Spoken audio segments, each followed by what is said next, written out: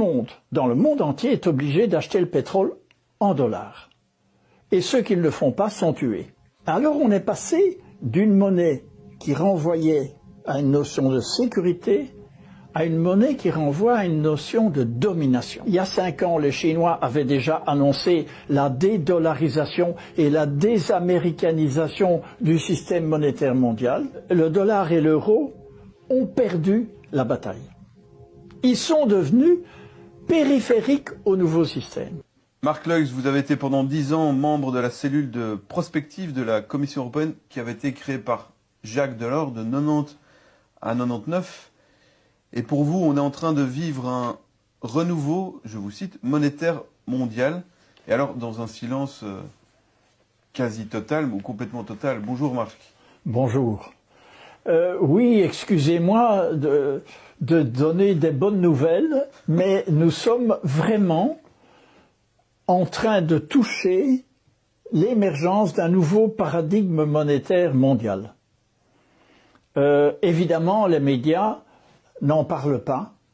Ce qu'on voit, c'est que, et à mon avis le leader, c'est un peu Sergueï Lavrov, qui m'a l'air d'être le penseur derrière tout ça, et il dit ceci, bon, nous confirmons un projet qui date de 5 ans, parce qu'il y a 5 ans, les Chinois avaient déjà annoncé la dédollarisation et la désaméricanisation du système monétaire mondial, mais ils ont mis du temps à se mettre en route.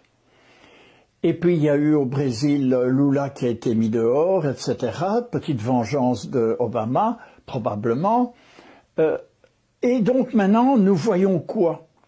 Nous voyons que une monnaie, c'est un symbole. Donc, très rapidement, c'est quoi une monnaie? Une monnaie, c'est un symbole qui permet les échanges. Alors, ce symbole peut renvoyer à la sécurité. Ça, c'est par exemple une monnaie reliée à l'or, comme le dollar, entre Bretton Woods, 1948, je crois, ou 1947, et 1971, au moment où les Américains, Nixon, ont dit « There is no gold », il n'y a plus d'or. Alors on est passé d'une monnaie qui renvoyait à une notion de sécurité à une monnaie qui renvoie à une notion de domination. Kissinger, avec son génie à lui, a imposé le pétrodollar, c'est-à-dire tout le monde, dans le monde entier, est obligé d'acheter le pétrole en dollars.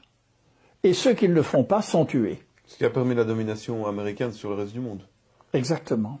Et donc c'est une monnaie qui a renvoyé à la domination en disant « Attention, si vous ne suivez pas ce qu'on dit, ça va aller mal pour vous. On va vous faire la guerre ou vous tuer. » Et maintenant, nous passons dans une troisième phase où la Russie, l'Inde, la Chine et, semble-t-il, des dizaines de nouveaux États, dont l'Arabie saoudite, dont l'Iran, dont le Venezuela, dont l'Argentine et une partie des États africains, optent pour une nouvelle monnaie qui est de nouveau symbole de stabilité et d'éthique cette fois-ci. Donc ils annoncent un monde multipolaire. Il n'y a plus personne. La structure, ils ont pensé la structure de telle manière que personne ne puisse dominer. Ça renvoie à une toute autre image. Il y a une tentative de créer une monnaie qui ne renvoie plus à la domination, mais à la justice, fairness.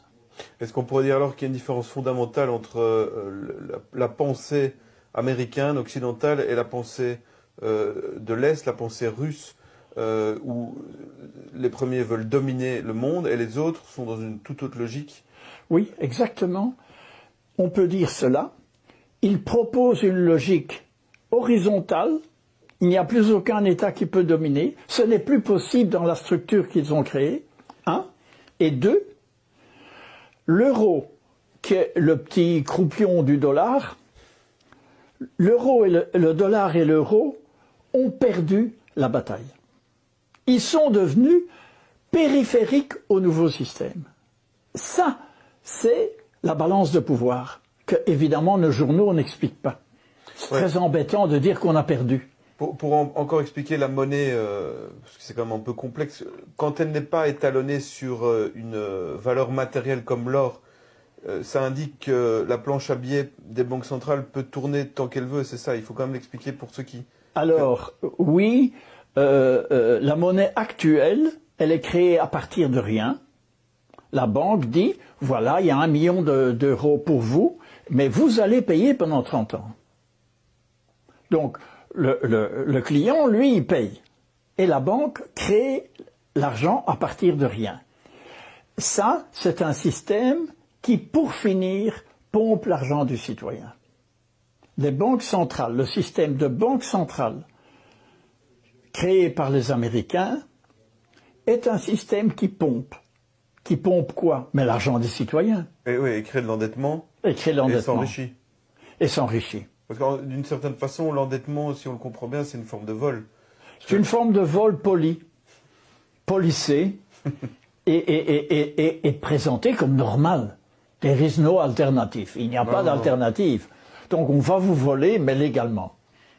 Et les Russes, quelque part, arrêtent ce système, appuyés par les Chinois et les Indiens, et un nombre croissant d'États dans le monde.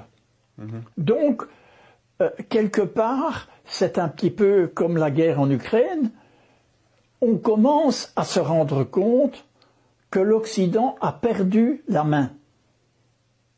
L'euro et le dollar ont perdu la main, ont perdu la domination, on va vers autre chose. Le dollar et l'euro vont commencer à être de plus en plus marginalisés. Et l'euro, objectivement, par rapport au rouble, depuis le 28 mars, a perdu 38,9%. Nous sommes à 60.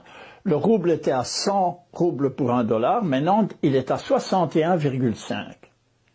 Donc ça fait 38,5% que l'euro et le dollar ont perdu. Bon.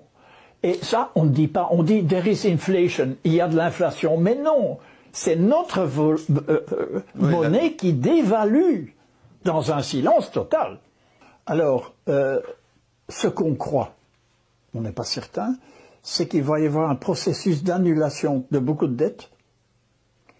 Il va y avoir un changement profond du système de taxation qui va diminuer énormément. Et il va y avoir une augmentation progressive on ne va plus voler l'argent des citoyens. Ça veut dire que leur revenu va monter doucement. Donc on va vers plus de prospérité. Et alors, la toute bonne nouvelle, c'est que si vous croyez, mais c'est une hypothèse plausible, que le système mondial est dominé par des banquiers très riches comme J.P. Morgan, Rockefeller et Rothschild, si vous croyez cela, eh bien, nous sommes en train, les Russes, les Chinois et les Indiens sont en train de scier la branche sur laquelle ces banquiers sont assis. Quatrième point de comparaison entre les deux systèmes. Un des systèmes, la monnaie est basée sur la dette, toujours. Dans le monde de Klaus Schwab et d'Y Reset, la monnaie sera toujours basée sur la dette. Alors qu'elle sera basée sur l'or dans le système. L'or ou les matières premières, parce que je ne crois pas qu'ils aient assez d'or. Entre nous, hein. D'après ce que j'ai entendu, les Chinois ont beaucoup d'or, les Russes ont beaucoup d'or, mais pour assurer la monnaie mondiale, il faut... Attends, les Américains avaient volé l'or. La guerre sert à ça, hein. C'est voler l'or des banques centrales des ennemis.